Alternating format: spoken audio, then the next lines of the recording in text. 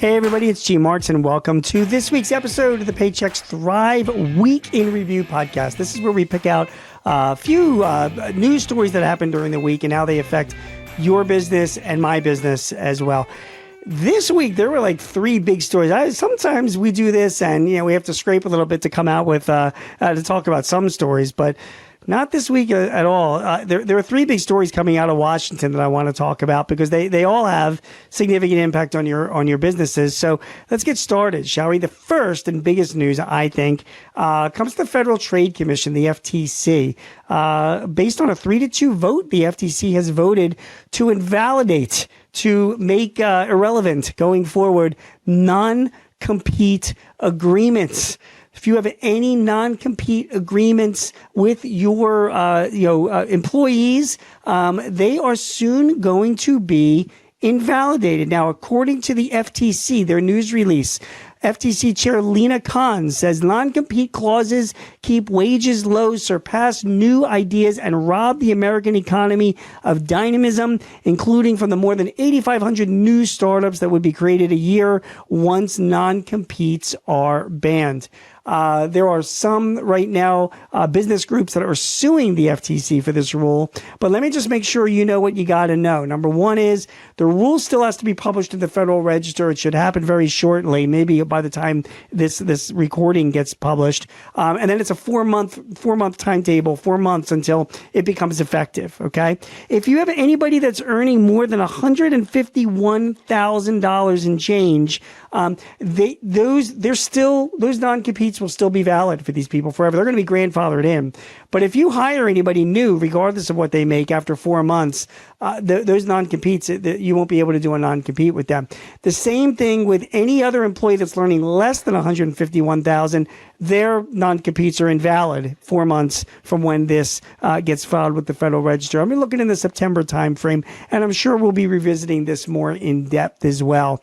But the FTC says that non-compete agreements are going away. By the way, a little bit of a protection for yourself. Now that you know these non-competes are going away, and by the way, there are some exclusions like nonprofits and people in the banking industry, but now that you know most of them are going away, what's not been excluded is confidentiality agreements and non-disclosure agreements, NDAs. Beef those up. That's what a lot of my clients are doing right now. So even though you can't have a non-compete, somebody can go across the street and work with a competitor. You need to beef up your NDAs and confidentiality agreements or get them signed by your employees. So even if they do work for a competitor, you can still hold them liable if they give up any of your proprietary information. So that's the first bit of news that happened this past week. The second bit of news is that the White House has finalized their overtime pay rule. That also happened last week as well. That should go into effect by July 1 it's going to go into effect January 1 of 2025, and then it's going to continue on after that. So let's make sure that we understand. Wait. I got to go back on this. So, guys, I want to make sure I give you the right information. On July 1, 2024, this coming July, the overtime threshold is going to increase to $43,888. And then on January 1st, 2025, that overtime threshold goes up to $58,656. What does that mean? It means this. Right now, the overtime threshold is about $35,000, okay, around that number. If you have anybody that's salaried and not supervising people and have certain titles and certain responsibilities, them making more than $35,000, you have to pay them overtime. Well, effective July 1st, you will have to pay them overtime, those same people, if they're making as little as $43,888. And on January 1st, 2025, you'll have to pay people overtime if they're making as much as $58,656. Everything below that number. So that's a big impact on your business. So what do?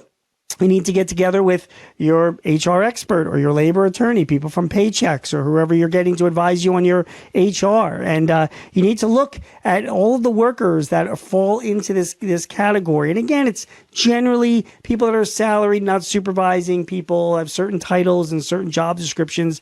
You need to make that list and you need to see what they're making, and you need to prepare for the fact that if they're going to be making more than these levels or up to those levels starting in July of this year and then January of 2025, you're going to have to pay these people overtime or institute a zero tolerance and overtime rule. But the bottom line is that's been approved this past week, and that's going to become effective very, very soon. The last bit of news that impacts all of our business comes from the Federal Communications Corp, the FCC.